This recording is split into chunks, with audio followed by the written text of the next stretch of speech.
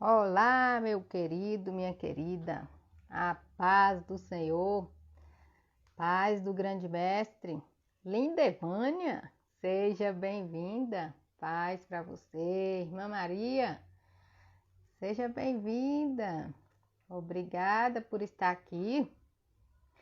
E hoje a gente segue aprendendo com um jovem, aprendendo com o exemplo de um jovem temente a Deus, o jovem Josias. Pois é, estamos aqui hoje, de sábado, dia 19 de março, janeiro, fevereiro, março, é isso mesmo. Dia 19 de março, aqui dia de sábado, para mais uma live refletindo. Vamos refletir um pouco mais na palavra do Senhor, aprender com ele aquilo que é importante para nós. E hoje nós temos um jovem muito novo, né, que deixou uma lição para nós. Na live passada, de sábado passado, retrasado, né, que foi a nossa live, a última live refletindo, vamos dizer assim, né, a gente contou aí a história do rei Josias. A gente contou que ele se tornou rei com 8 anos, né? O seu pai era um homem que não temia a Deus. Ele não teve referência de gente que servia a Deus, né? Ele não tinha um histórico, não tinha uma família que conhecia a Deus. Todos os reis, muitos reis que vieram antes dele, não serviam a Deus. Então, a referência que ele tinha era só de gente que não servia a Deus, que não temia a Deus, digo em relação relacionado aos reis, né? E sempre aí com um histórico muito grande de só gente que não queria servir a Deus, de gente que não temia a Deus, no caso, os reis. E Josias entrou aí na incumbência, recebeu a incumbência de ser rei aos 8 anos, em decorrência aí do seu pai ter sido assassinado dentro do palácio. E olha que assim, era uma situação bem complicada para ele se tornar rei. E depois de um tempo que ele se tornou rei, ele já quando se tornou, ele já temia a Deus e ele começou a promover algumas mudanças dentro do seu reinado, do seu império, e ele sempre buscando a Deus, sempre servindo a Deus, adorando a Deus. E quando chegou um tempo, né, que ele já estava governando, ele então resolveu instaurar a restauração do templo, a limpar as paredes, digamos assim, né, a cuidar do templo físico,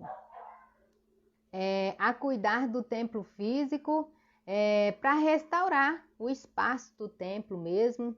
E convocou aí os pedreiros, os artistas, os artesãos, para colocar o templo bonitinho no lugar. Olha que eu tô vendo, tem gente chegando aí. Sejam todos bem-vindos. Silvani, alguma coisa assim. Seja bem-vinda. Dejane, seja bem-vinda. E continuando aqui a nossa história, o rei então fez essas mudanças, essa restauração no templo físico. E no período dessa restauração, ele encontrou o livro da lei, que provavelmente aí era o Pentateuco, né? E quando ele recebeu a notícia e ouviu a leitura da lei, ele mais uma vez foi constatada a forma como que o povo estava vivendo, que era totalmente contrária à vontade de Deus. E ele se sentiu muito preocupado, muito triste, chorou, se arrependeu, orou, rasgou suas vestes de tristeza em sinal de tristeza, porque viu que o povo estava totalmente contrário à vontade de Deus. E além daquela reforma no templo, ele então promoveu uma outra reforma, que seria a reforma espiritual. Como eu disse na live passada, esse povo que agora Josias estava governando, era o povo que tinha saído do Egito, era o povo que tinha recebido muitas bênçãos de Deus, e o que Deus queria desse povo era exclusividade de adoração. Tanto é que no caminho do deserto, quando eles foram avançando nas cidades que eles foram conquistando, quando voltando do Egito, Deus tinha dito para eles que não era para eles misturarem com a cultura do povo, não misturar o estilo de vida de adoração à vida daquele povo. E, infelizmente, isto não aconteceu. Isto não aconteceu, e o que aconteceu foi que o povo começou a servir outros deuses. E isso deixou Deus, deixou e sempre deixaria e sempre deixará, uma vez que o que ele quer é exclusividade, deixou Deus muito triste, e Deus tinha planos de destruição para o povo. Na verdade, a destruição que iria acontecer era a destruição da liberdade. A gente preza tanto pela liberdade, não é? Nesses tempos de pandemia, a gente viu como a nossa liberdade foi tolhida e o quanto as pessoas sofreram por causa da liberdade, sendo privados de sua liberdade. Não tinha liberdade para ir na casa do vizinho, não tinha liberdade para ir à casa de um parente. Quando ia à casa de um parente, tinha que manter a distância, mal podia pegar na mão, quer dizer, não podia pegar na mão. Se fosse conversar, era com a máscara, mesmo se não fosse conversar, só de respirar perto já traria riscos, né? E a gente viu como que foi ruim a gente ter a nossa liberdade cortada. Até mesmo dentro de casa, algumas liberdades a gente teve que cortar. Não pode compartilhar o copo, não pode compartilhar o talher, não pode compartilhar. Quando foi no início da pandemia, até o casal tinha que dormir assim, preocupado, será se um está contaminado e eu não estou sabendo? Então, assim, a nossa liberdade foi muito cortada com a pandemia. E isto com a nossa liberdade cortada, a gente dentro da nossa casa. Agora, a nossa liberdade, em partes, estava dentro de casa.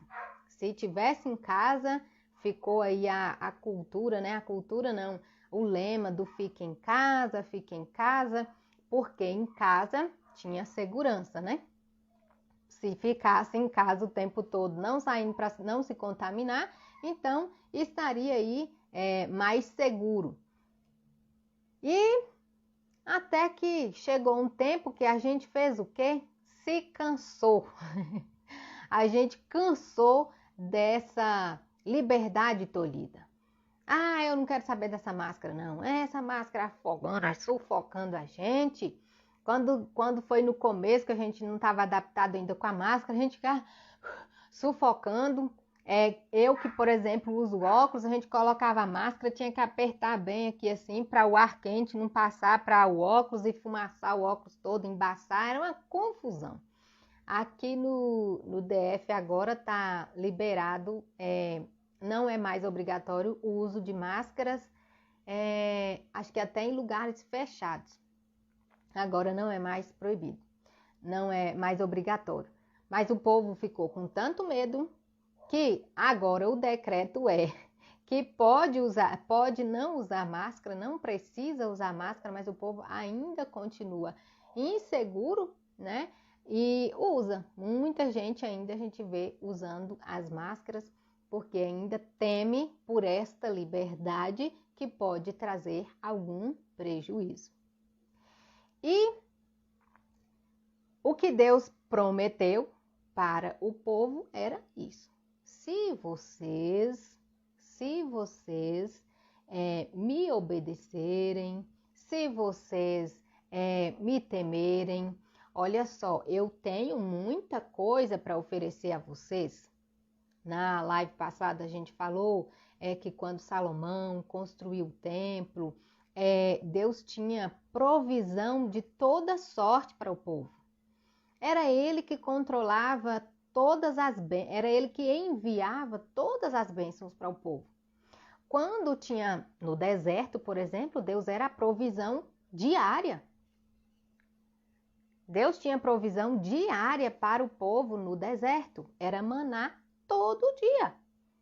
Um negócio assim que hoje era providência de Deus naquela época, hoje a gente não consegue nem mensurar o que era aquilo. Você já pensou como que era essa providência de Deus na vida do povo hebreu? Maná cair do céu. O povo levantava de manhã, tinha lá um negócio no chão que eles podiam comer. E hoje a gente morrendo de medo, né? Qualquer biscoitinho que cai no chão, a gente não quer mais comer, tem que jogar fora. Mas eles recebiam a bênção todos os dias. Vânia está dizendo aqui que eu fiz um culto doméstico e às 3 horas, né? E hoje falei sobre isso.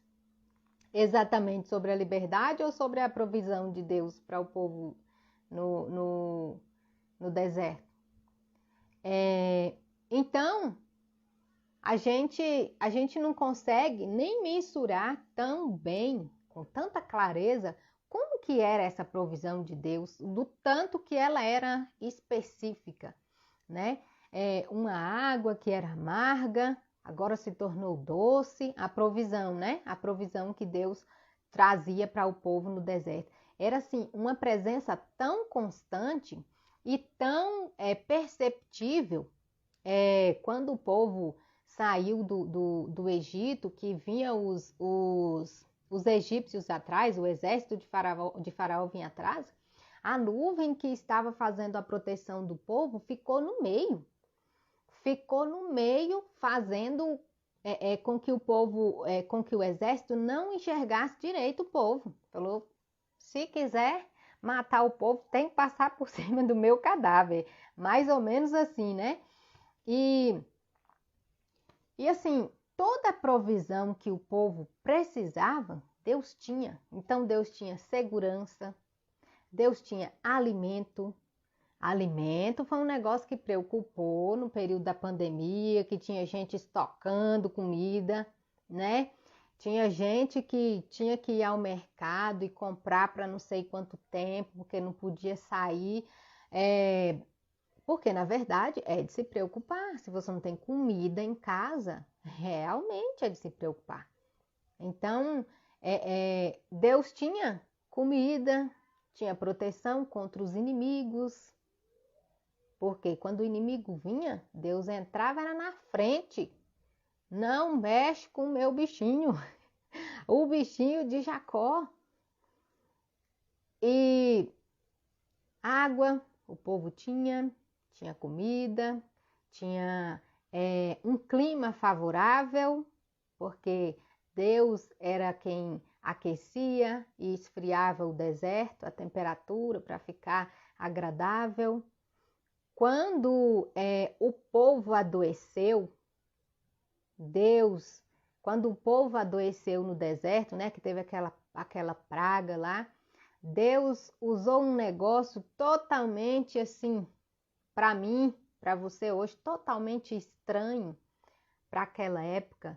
E quem olhasse para a serpente, né, que levantou a serpente no deserto, o povo era curado. Claudineia chegou, seja bem-vinda. Deus abençoe você. Então, tudo que o povo precisava, Deus tinha para oferecer. Se precisasse, do que precisar, olha só, mandou carne para o povo. Agora a gente sabe a importância da carne, né? A carne cara do jeito que tá. Tem gente que falou, a gente já viu no jornal várias vezes, já tem uma semana que eu não como carne, já tem meses que eu não como carne tá muito caro. E o povo de Israel aí tinha a provisão. Quando enjoou do maná, Deus falou, vocês vão comer carne até enjoar. Por quê? Porque eu sou a garantia que vocês precisam, né? Eu sou aquilo que vocês precisam. E o povo, para isso, para receber toda essa provisão, Deus queria exclusividade. Por quê? Ele precisa ser exclusivo porque tudo que a gente precisa, ele tem para dar.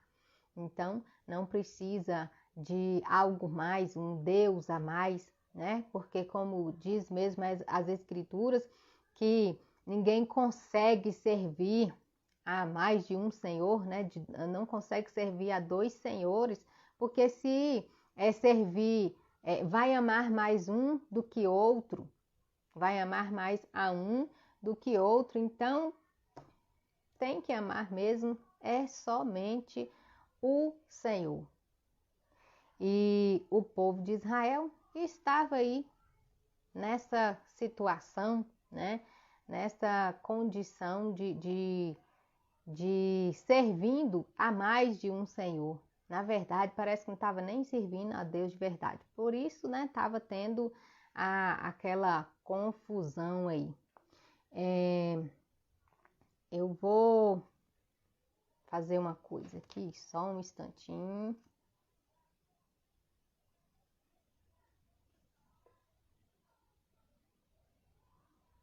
Só um instantinho. Tô mandando uma mensagem aqui.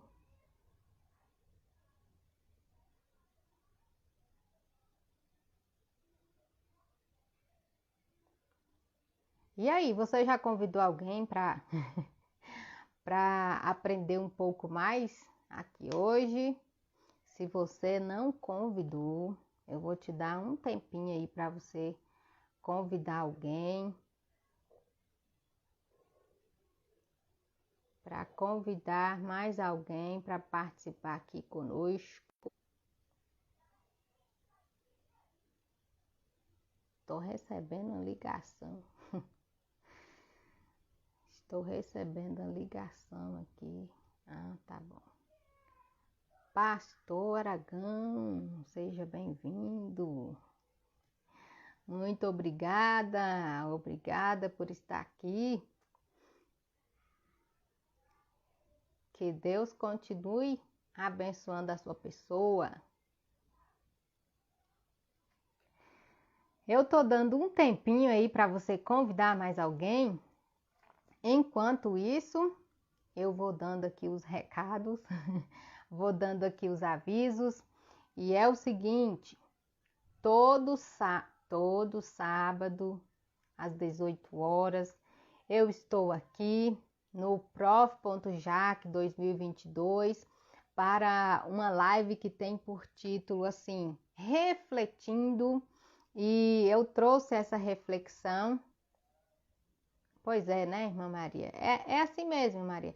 Sábado, às vezes é o dia da pessoa passear, né? O dia da pessoa arrumar a casa.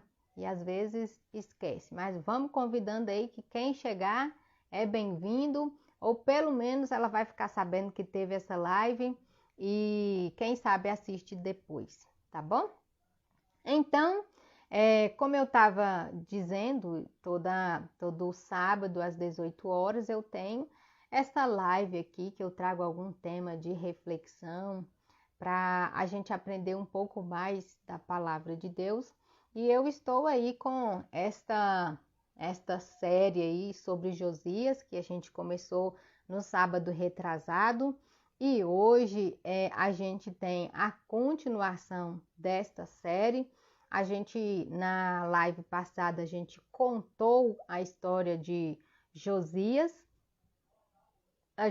Eu contei a história de Josias, a gente fez uma breve reflexão. Hoje eu retomei mais uma vez a história de Josias e trouxe um convidado especial. Que é o nosso querido pastor Aragão. No sábado passado ele não pôde estar porque estava à frente da igreja, né? Na celebração da ceia. E aí, hoje, nós estamos aqui para aprender um pouco mais. Ele vai falar para a gente, vai trazer para a gente um conteúdo muito interessante, que vai ser o tema da nossa live de hoje, que é derrubando os altares pagãos, que foi a revolução espiritual que o nosso Josias promoveu no povo lá em Israel. Eu vou convidá-lo. Chega o convite aí, pastor. Vai aparecer uma telinha aí. E aí, é só aceitar. É só aceitar que a gente... Chegou o convite aí?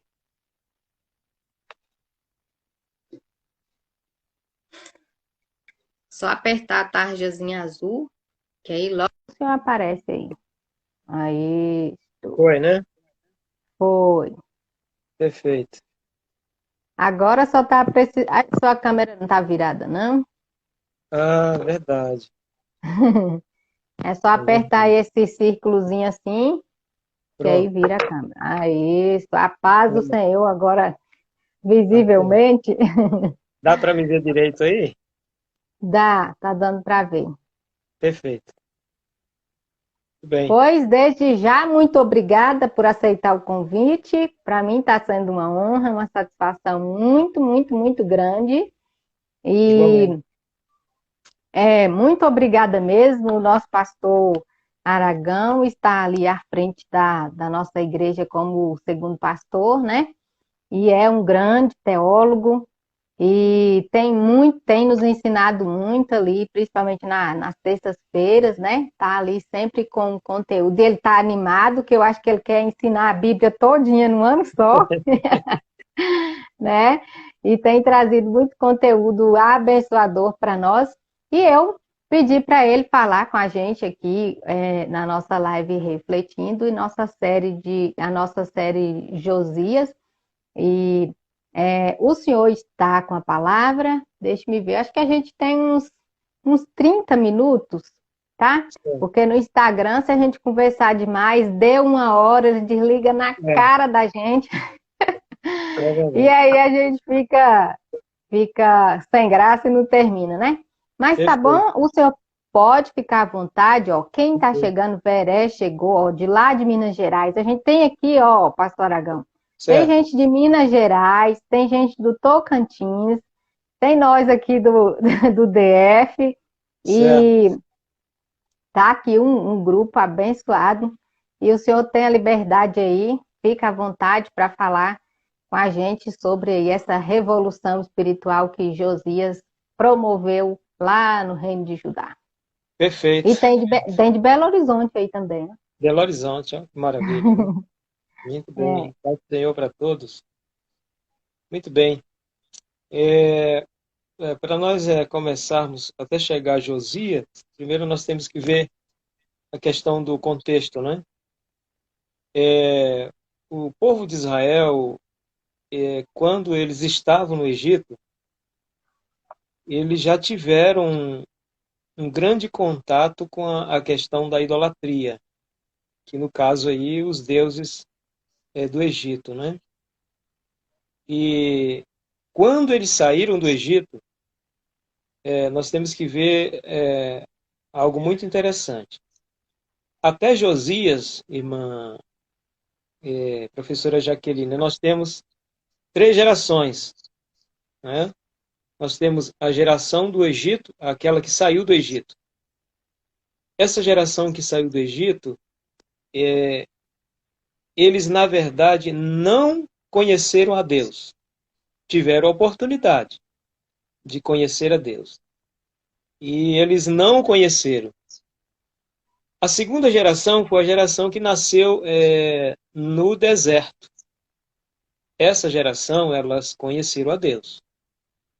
Então, a geração que nasceu no deserto, tanto é que as que saíram do Egito, só 2 homens, só 2 famílias, entraram na terra de Canaã. Por que que eles, na verdade, não entraram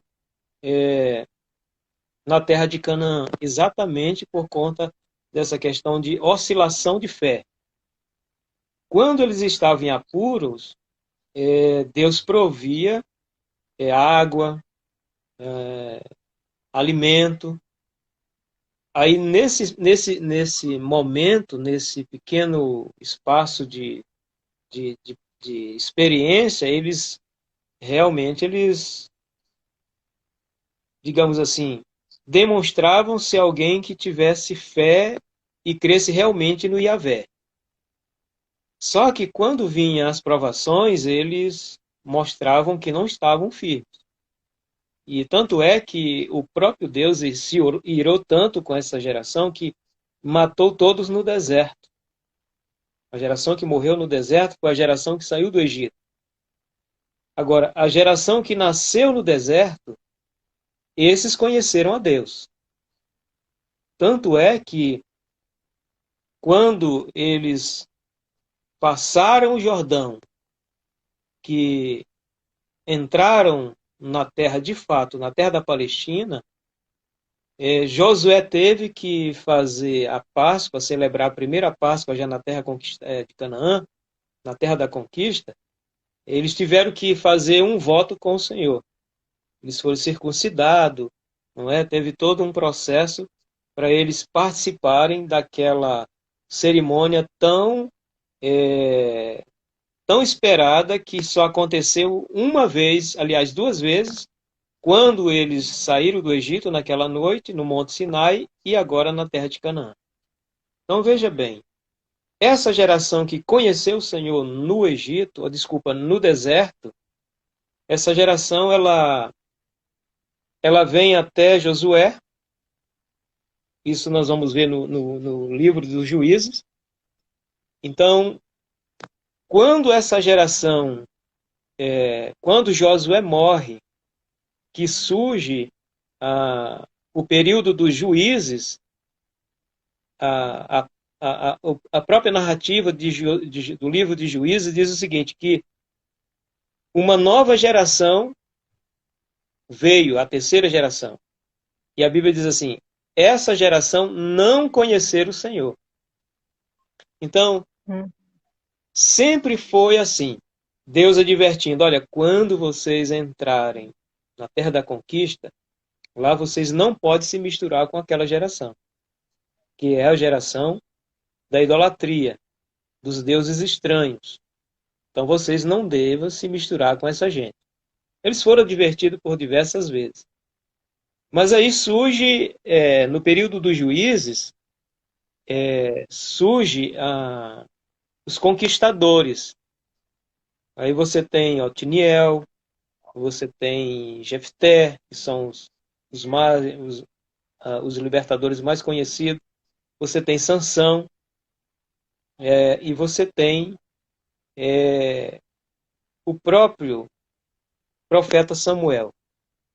Então é isso já num período mais recente. Mas quando se tratou da questão do povo não querer mais Deus como um governo teocrático, eles optaram por ter um governo agora monárquico. Não é? Que eles queriam ser igual às outras nações vizinhas.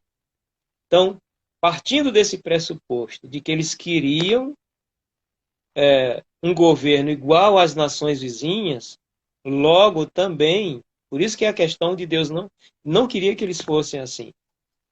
Deus queria que aquele povo fosse governado por ele, mas eles não quiseram. Então, abriram mão do governo de Deus, e Tanto é que pressionaram tanto o próprio profeta Samuel, porque quando Samuel entra em cena, irmã Jaqueline, eu estou fazendo todo esse comentário para a gente entender a questão do Josias, né? Deus estava com grandes problemas, entre aspas, porque, né, problemas é uma expressão. Ele está sem sacerdote, porque tinha a família de Eli, mas era um tipo de sacerdote que não demonstrava uma